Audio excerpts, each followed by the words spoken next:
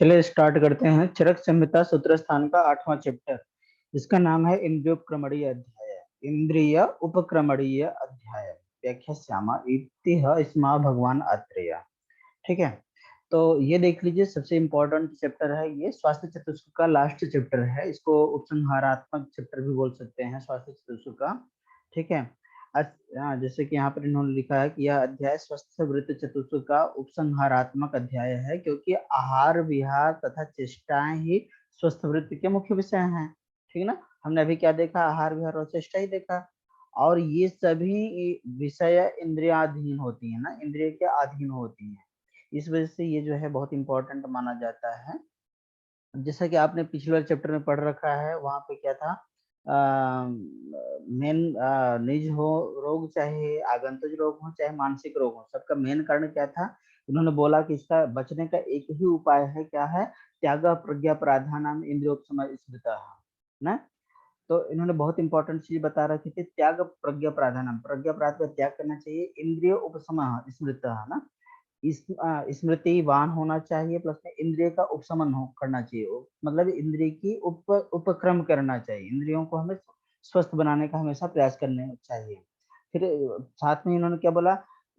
आत्मकाल ना, आत्म देश काल आत्म विज्ञानम ना। इन्होंने बता रखा है वहां पे, आत्मा का विचार करे और कैसे, मात्रा काल इन सब का विचार करते हुए, हाँ, मात्रा देश काल इन सब का विचार करते हुए आपको आत्मा अपने बारे में विचार करना चाहिए। सदवृत्त से अनुवर्तनम, और क्या करना चाहिए? लास्ट में इन्होंने बता रखा था वहां पे, सदवृत्त से अनुवर्तनम, सदवृत्त का अनुवर्तन करना चाहिए। ठीक है, ये बहुत इंपॉर्टेंट चीज है कि हमें क्या क्या करना चाहिए ताकि हमारी इंद्रियां हेल्दी रहें। और लास्ट में हम, जो मेन गोल है, जैसे हमने बोला ना, स्वास्थ्य चतुष्क में सबसे ज्यादा इम्पोर्टेंट ग्रेविटी किसको मिली गई, मिला हुआ है? तो इंद्रियोपक्रमणि को, इंद्रिय के ऊपर ज्यादा फोकस इन्होंने किया हुआ है। ठीक है, लेकिन इजी टू फॉलो कौन सा है? तो आहार। तो आहार मात्रा उन्होंने वहां से स्टार्ट किया ना। तो पहला जो स्वास्थ्य चतुष्क का जो पहला चैप्टर था वो मात्रा सत्य अध्याय। मात्रा सत्य मतलब आहार की मात्रा आपको कितनी और कैसे, कौन कौन सा आहार सेवन करना चाहिए। प्लस में उसके बाद में उन्होंने बताया ऋतुचर्या, उसी में मात्रा सत्य में दिनचर्या भी बता दिया। फिर अगला ऋतुचर्या बताया, तस्य स्थिति अध्याय। फिर उसके बाद में अगला जो चैप्टर आया वो क्या था? धारणी अधारणी वेग, मतलब चेष्टा के ऊपर उन्होंने जब बता रखा है ना, चेष्टा जो है आपकी वो किस तरह की होनी चाहिए। कुछ ऐसी चेष्टाएं होती है जो जानबूझ के भी आप धारण कर ले जाते हैं ना, और जिसको धारण नहीं करना चाहिए उसको भी आप धारण करते हो, जिसको धारण करना है उसको नहीं करते हो। तो वो उन्होंने बता रखा है वहां पे कौन कौन से वेग हैं जिनको आपको धारण करना चाहिए, किसको आपको धारण नहीं करना चाहिए। ठीक है, इसके साथ में उन्होंने कुछ वहाँ पे समराइज करने की कोशिश किया है। संस्कृत के ज्यादातर जो फैक्ट है उसको उन्होंने समराइज करने की कोशिश किया कि प्रकृति का विचार करना चाहिए आपको ना। और यदि आप बुरे चीजों का आपको लत लग गई है खाने पीने की ना, तो उनको आप कैसे छोड़ सकते हैं उसका भी उन्होंने उपाय बता रखा है। जो आप कल आजकल आप देखते हैं कि जो तंबाकू वगैरह हैं, अल्कोहलिक पेशेंट हैं, उनमें जो कोई लत लग गई तो आपको पदांशी क्रम से उनको छुड़ाना चाहिए। इसी तरह से उतना ही नहीं, उन्होंने बोला कि कोई भी अहितकर अपथ्य चीजों का आपको लत लग गई है तो उसको भी आप पादांशी क्रम से करके धीरे धीरे धीरे धीरे करके छोड़ा दीजिए। फिर उन्होंने बोला कि सबसे इम्पोर्टेंट है कि शरीर स्रोतोमय है ना। तो कोई भी यदि मल, हम जब कोई भी चीज खाते हैं तो मल के रूप में बाहर निकलती है। यदि हम मल को दूर रखें, टॉक्सिन को हम दूर रखें, तो हो सकता है हमारी बॉडी हेल्दी रहे। ठीक है, तो इस रेफरेंस में उन्होंने कॉन्सेप्ट दिया यहाँ पे स्रोतस का।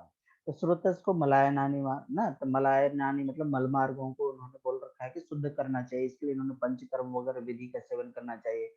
हाँ, पंचकर्म आदि इत्यादि का सेवन करने के बाद में इन्होंने बोला कि फिर आपको रसायन और वाजीकरण का सेवन करना चाहिए। ये थे स्वस्थ वृत्ति के कुछ बेसिक बेसिक फंडामेंटल्स। ठीक है, आगे इन्होंने बोला कि ये सभी चीजें जो है वो किसके अधीन होती हैं? इंद्रियों के अधीन होती हैं। ठीक है ना। सबसे ज्यादा इंपॉर्टेंट इसमें क्या था कि रोग होते क्यों हैं? तो हमने देख रखा था तीन हेतु, वो क्या है? असात्म इंद्रियार्थ संयोग, प्रज्ञा अपराध और परिणाम। तो परिणाम मतलब काल है, काल पे हमारा ज्यादा कंट्रोल नहीं होता है। तो मेन हमारा किस पे कंट्रोल है? तो मेन कंट्रोल है कि सात्विक असात्म इंद्रियार्थ संयोग, इसको हम कंट्रोल कर सकते हैं। असात्म से हम सात्विक इंद्रियार्थ संयोग कर सकते हैं, संयोग करवा सकते हैं। और प्रज्ञा अपराध, प्रज्ञा अपराध के लिए उन्होंने बोल रखा है, उसीलिए उन्होंने जो श्लोक दिया है वो त्याग प्रज्ञा प्राधानाम इंद्रियोपशम स्मृतः ना। तो बहुत इंपॉर्टेंट चीज है कि आपको प्रज्ञापराध का त्याग करना चाहिए। प्रज्ञापराध क्या था, तो उन्होंने बता रखा है वहां पे कि धीधर स्मृति विभ्रंश, धीधर स्मृति विभ्रंश के वजह से जो आपको कर्म नहीं करना चाहिए वो आप करते हो, तो उसी को हम प्रज्ञापराध कहते हैं। इसको मतलब प्रज्ञापराधी क्यों नाम दिया, प्रज्ञा मतलब होती है बुद्धि ना, जो आप जानबूझ के मतलब बुद्धि का रहते हुए भी आप अपराध कर रहे हो।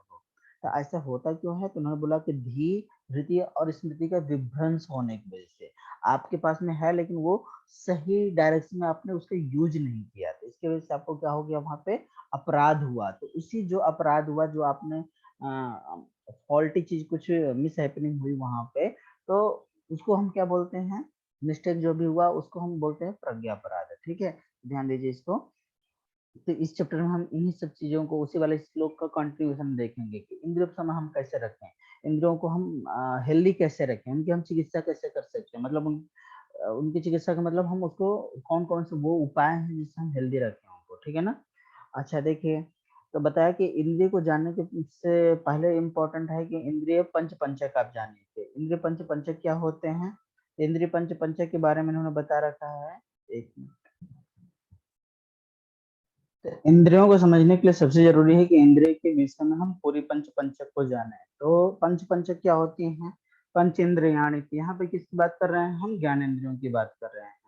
हाँ, तो पंच इंद्रियाणी ये पांच इंद्रिय होते हैं, पंच इंद्रिय द्रव्याणी पांच इंद्रिय के द्रव्य होते हैं ना, और पंच इंद्रिय अधिष्ठान होते हैं, पंच इंद्रिय अर्थ होते हैं मतलब विषय उनके होते हैं, और इनसे उत्पन्न होने वाली टोटल पांच बुद्धि होती है, पंच इंद्रिय बुद्धि होती है, ठीक ना। तो पंच इंद्रियाणी आप जानते हैं कौन कौन सी पांच ज्ञान इंद्रियां हैं, उनके जो द्रव्य है मतलब उनके जो महाभूत है ना, किसको किसको सेंस करती है।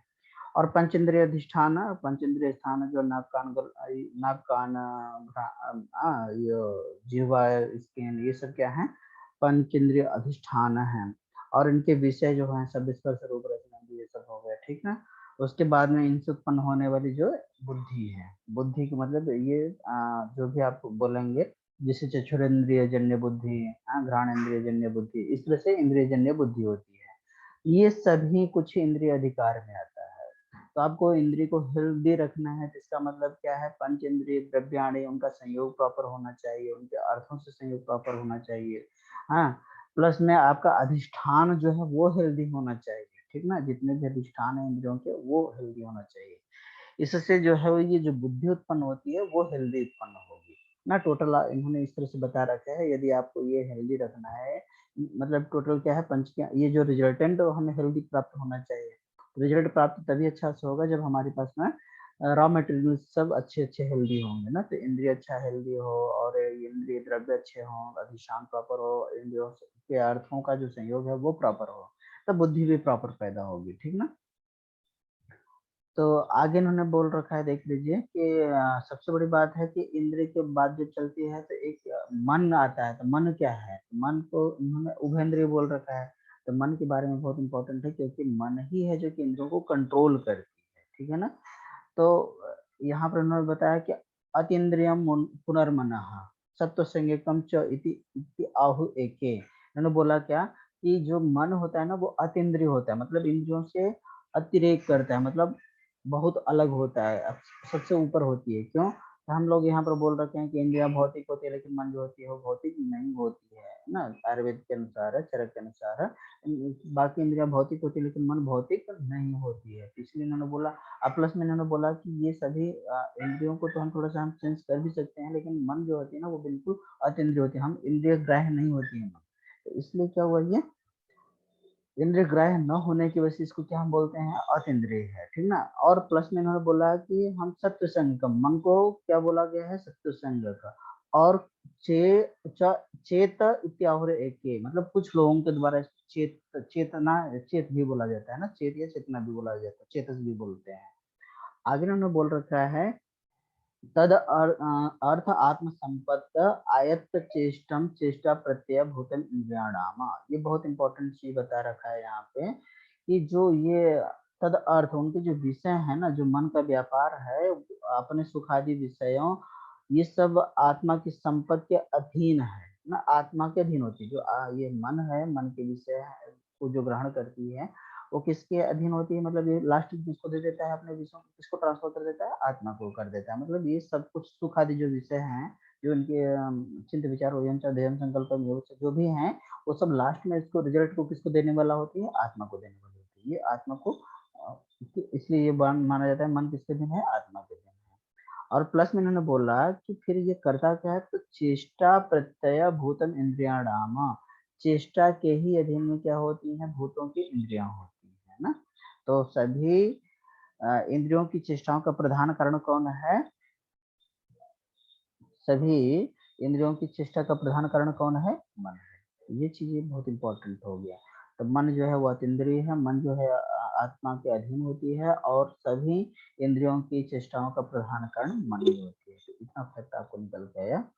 तो आगे इन्होंने बता रखा है कि मन एक ही होता है, मन कितना अनेक नहीं होता है, कहीं ऐसा ना हो कि आप समझें कैसे लोग कंफ्यूज होते हैं।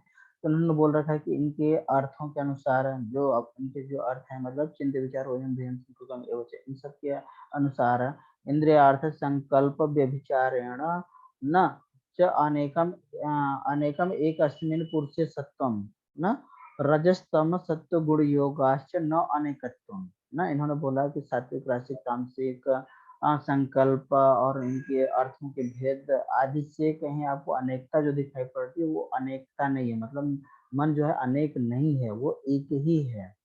हाँ अच्छा, तो इन्होंने बोला न ही एकम एक कालेषु अनेकेषु प्रवर्तते, एक ही समय में अनेक जो प्रवर्तित नहीं होती है। क्यों? क्योंकि ये एक ही होती है। तस्मात न न एक काल सर्व इंद्रिय प्रवृत्ति, इसलिए एक ही समय में सभी इंद्रियों में भी प्रवृत्ति नहीं होती है ना। मतलब सभी एक ही समय में ऐसा नहीं होता कि हम कान से सुन भी रहे हैं, टेस्ट भी कर रहे हैं, चर्म से भी सेंस कर रहे हैं, एक ही समय में नहीं होगा। उसमें इतना फास्ट होता है कि लगता है कि आपको एक ही समय में हो रहा है, लेकिन वो थोड़ा थोड़ा गैप होता है उसमें। यदि माइन्यूटली देखा जाए तो गैप होती है, जैसे कि आप पदार्थ विज्ञान में भी पढ़ के आए हो, कमल पत्तियों को जिस तरह से सुई से छेदा जाए तो तुरंत छेदा जाता है, तो लगता है कि अब किस किस पत्ती को उसी समय किया, एक ही समय में किया होगा छेद, ऐसा नहीं होता है, उसमें थोड़ा सा डिफरेंस है।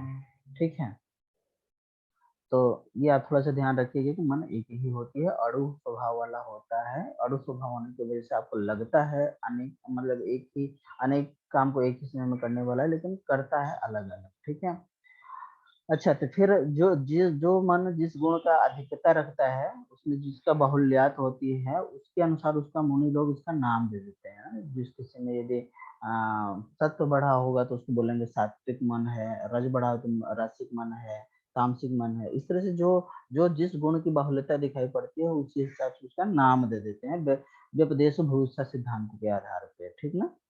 अच्छा, फिर इंद्रिय के बारे में हमने बता रखा है यहाँ पे कि इंद्रियों का विषय ग्रहण करने की प्रक्रिया क्या होती है। तो इन्होंने बोल रहा है मन पुरा शरीराणि इंद्रियाणि अर्थ ग्रहण समर्थानि भवन्ति। बहुत बहुत इंपॉर्टेंट श्लोक है ये। इन्होंने बताया है मन पुरा शरीराणि, मन जो है पूरे शरीर में हाँ विचरण करती है, जिसकी वजह से ये इंद्रियों में भी विचरण करेगी।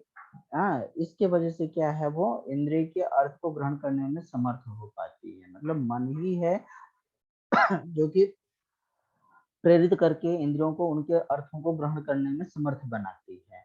ठीक है, अच्छा, 5 ज्ञानेंद्रियाँ कौन-कौन है? तो अब इन्होंने जो ऊपर बता रखा है पंचक, उसको शार्ट में वहाँ पे बता रखा था। अब उसको यहाँ पे इन्होंने एक्सप्लेन करना शुरू कर दिया। तो बीच में उभयंद्रिय मन के बारे में जो कन्फ्यूजन था उसको दूर करने के लिए मन के कॉन्सेप्ट उन्होंने बता रखा है। तो ज्ञानेंद्रिय कौन-कौन है? चक्षुश्रोत घ्राण रसनम स्पर्शनम इति पंचेंद्रिय, मतलब पंच ज्ञानेंद्रिय ही है। और फिर इनके 5 द्रव्य कौन है? ख वायु ज्योतिर आपो भूर इति ना, भूर इति ना। ठीक है, तो ये सब क्या है? द्रव्य हो गए। फिर अधिष्ठान क्या क्या है? तो अक्षुणी कर्णो नासिका जिह्वा त्वक च इति, ये सब क्या है? अधिष्ठान है।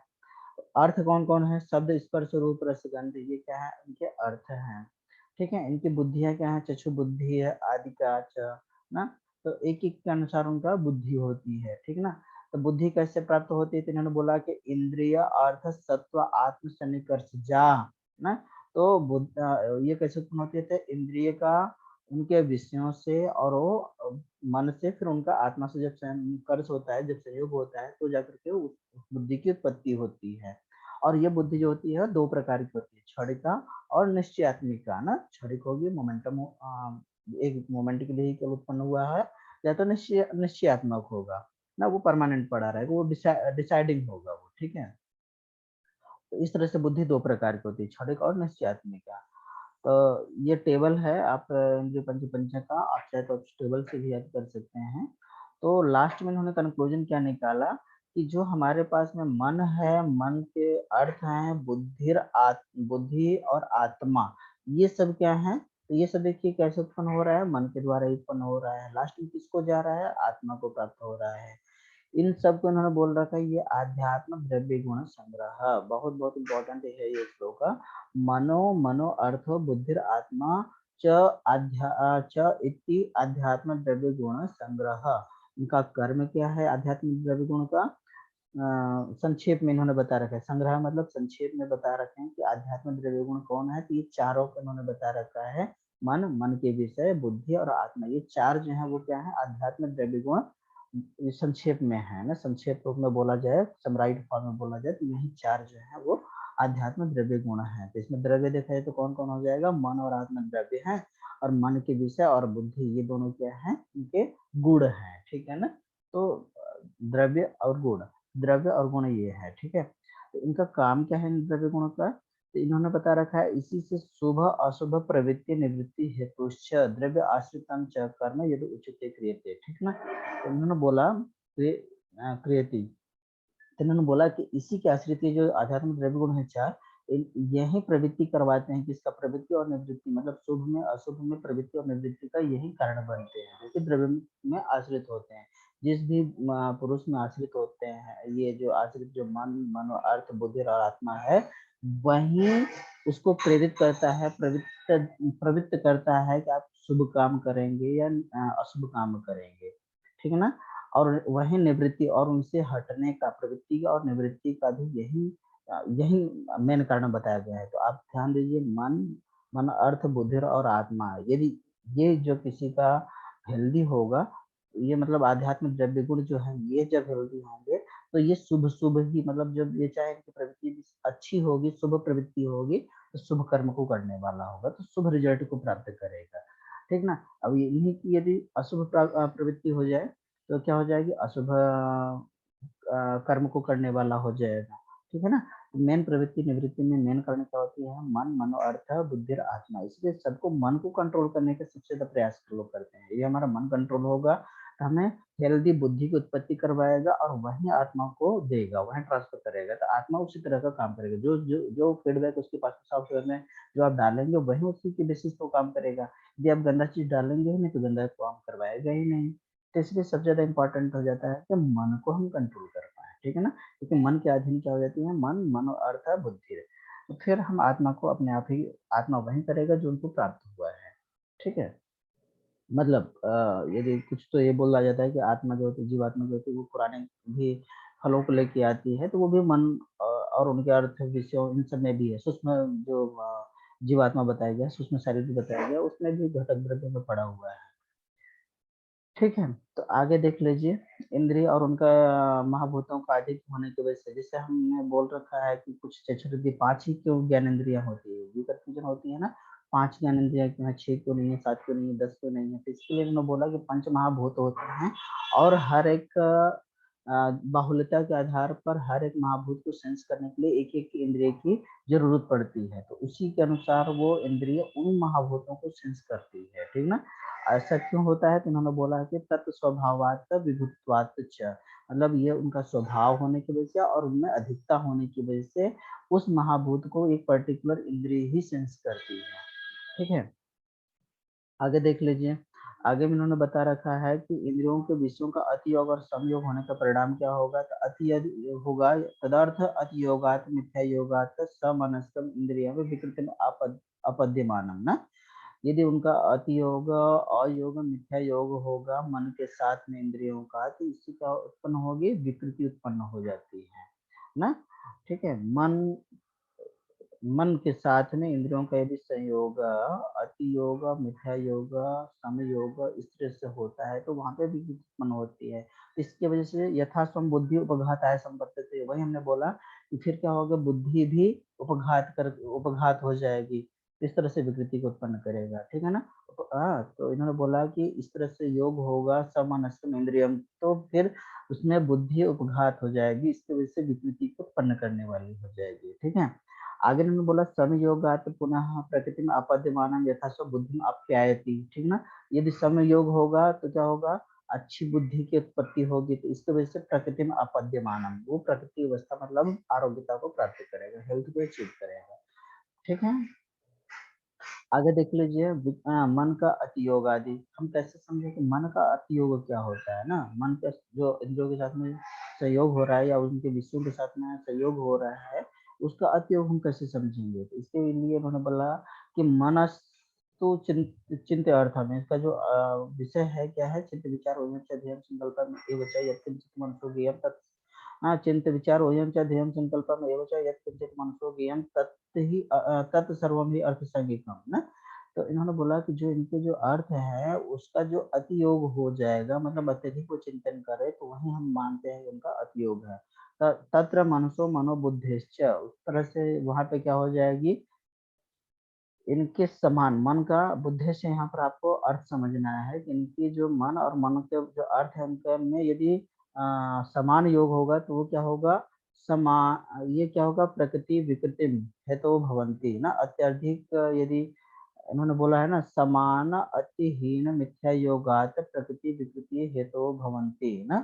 तो सम यदि सम होगा तो क्या होगा, सम होगा तो प्रकृति को, अदरवाइज क्या होगा, अतिहीन मिथ्या योगात होगा तो क्या होगा, विकृति हेतु भवंती, ठीक है ना। इस तरह से है समझना चाहिए आपको। यदि अत्यधिक आप चिंतन करते हैं, अत्यधिक विचार करते हैं, अत्यधिक वही करते हैं, इन सब विषयों का अत्यधिक यदि करना शुरू हो जाए तो वही क्या हो जाएगी, अतियोगात होगा। हीन योग आपको उसी हिस्सा से समझिए, मिथ्या मिथ्या विचार करते हैं, मिथ्या चिंतन करते हैं तो मिथ्या योग होगा, ठीक है। अनसुटेबल होगा तो मिथ्या होगा, जो आपको नहीं सोचना चाहिए वो भी आप जबरदस्ती सोचे जा रहे हैं, इस तरह का माहौल बन रहा है तो भी आप क्या कहोगे, उसको मिथ्या योग हो रहा है वहां पे, ठीक है। आगे देख लीजिए, इंद्रियों का मन के साथ स्वस्थ रखने हेतु क्या है, क्यों हमें रखना चाहिए, तो इन्होंने बता रखा है इसलिए आपको मन को हेल्दी रखना चाहिए।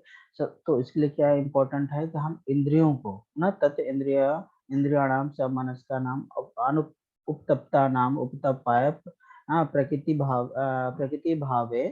तो यहाँ पे ये सब तो जो चीज है वो बताया है, इन्होंने बोला कि जो स्वाभाविक रूप में जब मन के साथ सभी इंद्रिया स्वाभाविक रूप में वर्तमान रहें, हाँ, और उसमें कोई विकृति न हो, इसका प्रयास इन हेतुओं से करना चाहिए। कैसे, इन्होंने बोला कि इंद्रियों को सात्मा इंद्रियार्थों के संयोग हेतु बुद्धि से ठीक ठाक विचार कर कार्यों को उचित रूप से करना चाहिए ना। बहुत इंपॉर्टेंट है, सात इंद्रिय अर्थ संयोगेन बुद्धया सम्यक अवेक्षा वेक्ष्य कर्मणाम सम्यक प्रतिपादेन देश काल आत्म गुण विपरीत उपासनेन, ठीक है ना। तो इन्होंने बोला देश काल आत्म इनके विपरीत द्रव्यों का सेवन करते हुए बुद्धि से सम्यक परीक्षा करके साथ में इंद्रियों इंद्रियार्थ का ही संयोग करवाना चाहिए, ठीक है ना। तो इसके लिए बहुत इंपॉर्टेंट चीज है, देखिए ये चीज जो बोला है इन्होंने, देश काल आत्म गुण विपरीत उपासना ना। देश मतलब हमें जैसे कभी होता है ना कि हम इंद्रियों को सोना नहीं चाहते हैं या कोई काम करने का मन नहीं करता है, ऐसा क्यों होता है, जैसे हम देख रहे हैं कि हैवी चीजें हमें इस ऋतु में नहीं खाना चाहिए, किसी पर्टिकुलर देश में हम गए हैं तो वहां पर वो चीजें हमें नहीं खाना चाहिए, लेकिन फिर भी हम खाते हैं तो क्या हो जाएगी, फिर वो आलस्य करने वाली होगी या इंद्रियों में क्लेदता उत्पन्न करने वाली होगी ना, मतलब थकावट उत्पन्न क्लम उत्पन्न करने वाली हो जाएगी। तो वो इंद्रियों को वो अंत में आवृत करके वो साधना इंद्रियार्थ संयोग होने नहीं देगा। तो इसलिए इन्होंने बोला कि आपको जब भी हो तो आप कोशिश करिए कि देश काला आत्मा गुण इनके गुणों के विपरीत का ही हमेशा सेवन करते रहिए, तो क्या होंगे, इंद्रियों को प्रॉब्लम नहीं होगी, उनके साथ में इंद्रियार्थ संयोग होने में कोई प्रॉब्लम नहीं होगी, ठीक ना।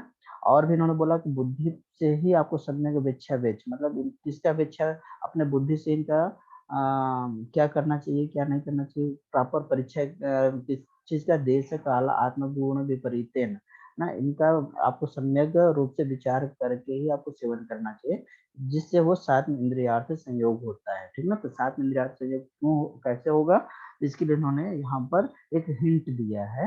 आपको साथ में विचार कर, साथ में इंद्रिय अर्थ प्रयोग के लिए सबसे जरूरी है कि आप मन से अपने बुद्धि से विचार करिए कि कौन सा देश चल रहा है, काल क्या चल रहा है, आत्मा इनके गुणों को विपरीत का ही आप सेवन कर रहे हैं या नहीं कर रहे हैं।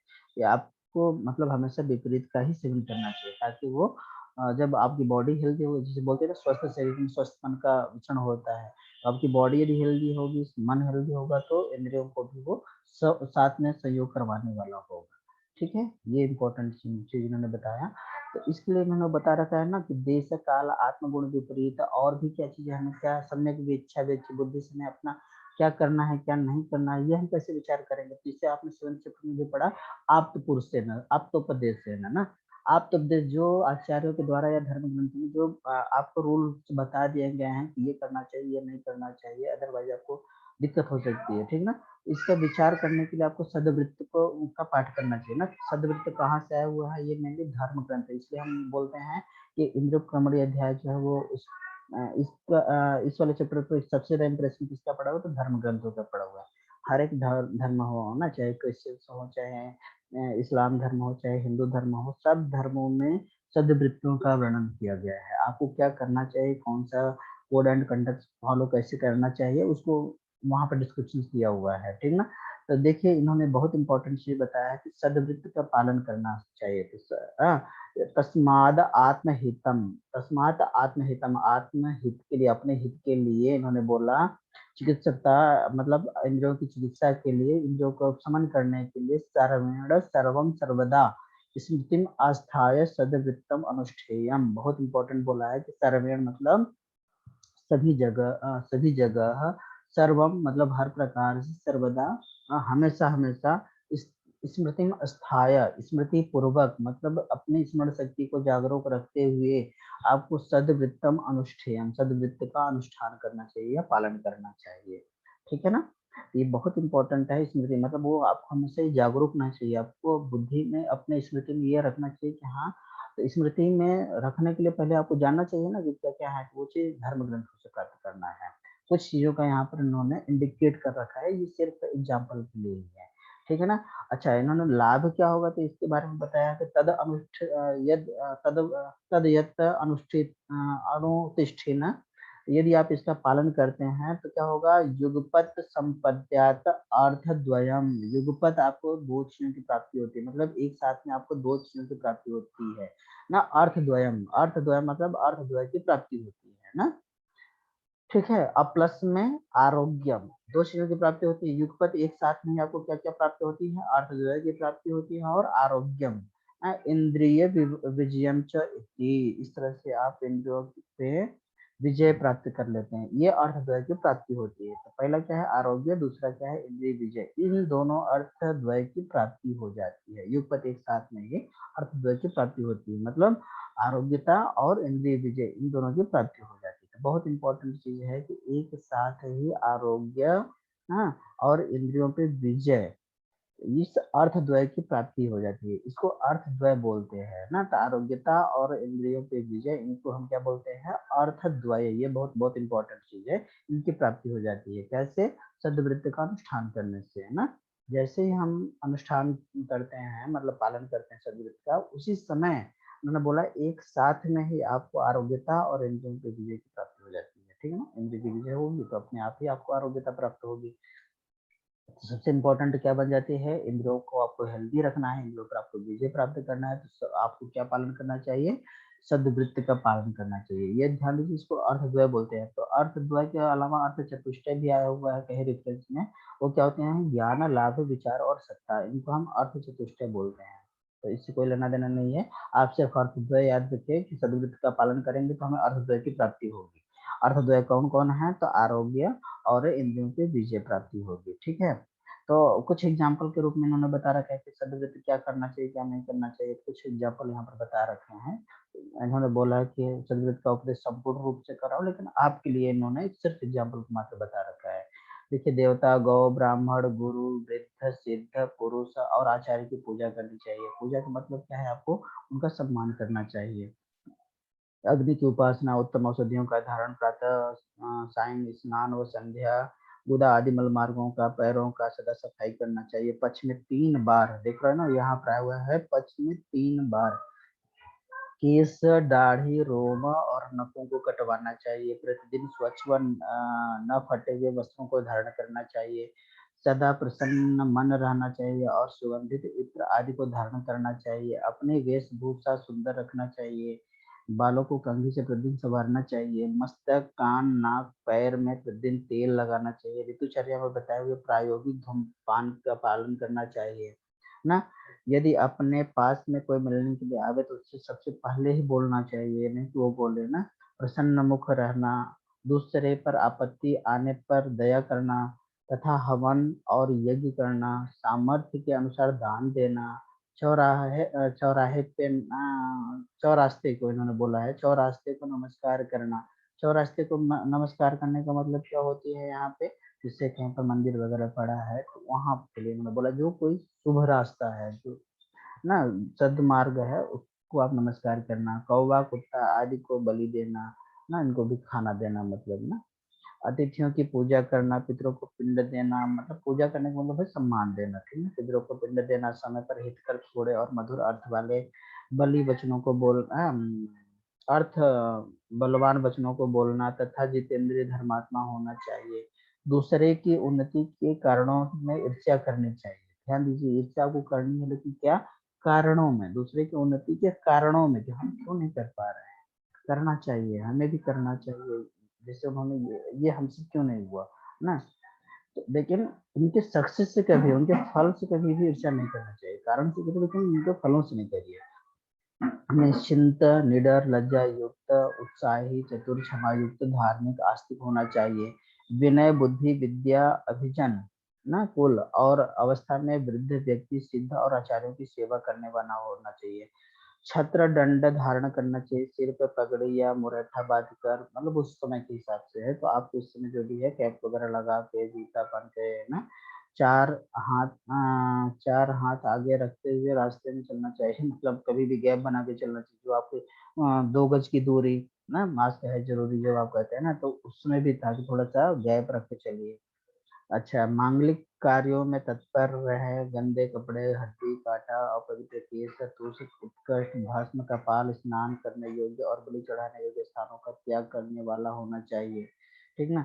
सभी प्राणियों के साथ भाई के समान व्यवहार करने वाला, क्रोधी मनुष्यों को विनय द्वारा प्रसन्न करने वाला, भय से युक्त व्यक्तियों को आश्वासन देने वाला, दीन दुखी व्यक्तियों का उपकार करने वाला, सत्य प्रतिज्ञा, शांति प्रधान, दूसरे के कठोर वचनों को सहने वाला, और असहिष्णु, क्रोध का नाशक होना चाहिए, शांति के गुणों को देखने वाला होना चाहिए, राग द्वेष उत्पन्न करने वाला, कारणों का त्याग करने वाला होना चाहिए। ये सब फॉलो करने के लिए बता रखा है, ठीक है। इस तरह से और भी क्या नहीं करना चाहिए आपको, झूठ नहीं बोलना चाहिए, दूसरे के अधिकार को या धर्म को लूटना नहीं चाहिए ना, दूसरी की स्त्री के साथ में संभोग नहीं करना चाहिए, दूसरी की लक्ष्मी को प्राप्त करने की इच्छा नहीं रखनी चाहिए, शत्रुता में रुचि नहीं लेनी चाहिए, पाप नहीं करना चाहिए, पापी व्यक्ति के साथ में भी व्यवहार नहीं करना चाहिए। तो इस तरह से है, इसको आप पढ़ लीजिए एक बार, क्या क्या करना चाहिए क्या नहीं करना चाहिए वो, तो ठीक है। इस तरह से आपको सद्वृत्ति का पालन करना चाहिए ना। तो स्त्रियों के साथ में कैसे व्यवहार करना चाहिए, आगे मैंने बोला कि मल का त्याग कहाँ कहाँ पर नहीं करना चाहिए ना, इसके संदर्भ में जो सद्वृत्त है वो बता रखे हैं, ठीक है। आगे भी पूज्य लोगों का तिरस्कार नहीं करना चाहिए, इसके बारे में जो सदवृत्ति का वर्णन किया हुआ है। सदवृत्ति में पठन पाठन में क्या करना चाहिए क्या नहीं करना चाहिए, तो इसमें देख लीजिए, अकाल में, बिजली चमकने, दिशाओं में प्रज्वलित होने, अर्थात विभिन्न दिशाओं में उत्पाद दिखाई पड़ने पे, शरीर में कहीं आग लग जाने पे, भूकंप होने पे, बहुत बड़े उत्सव के होने के कारण है ना, आसपास में कहीं बहुत बड़ा उत्सव है तब भी आप पढ़ाई नहीं कर पाओगे, जबरदस्ती आप बैठे हुए हो ना। उल्कापात होने पर, चंद्र और सूर्य ग्रहण होने पर, अमावस्या के दिन, संध्या काल में के समय में अध्ययन नहीं करना चाहिए। गोधूली टाइम पे आपको नहीं अध्ययन करना चाहिए, नहीं कि शाम को पढ़ाई नहीं करना चाहिए ना। और फिर बोला है इन्होंने कि गुरुमुख से न निकली हुई विद्या का बहुत इंपॉर्टेंट चीज इन्होंने बता रखा है कि मतलब जो अभी आपको बात करनी चाहिए वो आप पुरुषों की ही विद्या को धारण करना चाहिए ना, नहीं कि किसी और के द्वारा, मतलब फालतू बुक का आपको अध्ययन नहीं करना चाहिए। इन्होंने ये चीज यहाँ पर बताना चाहा है।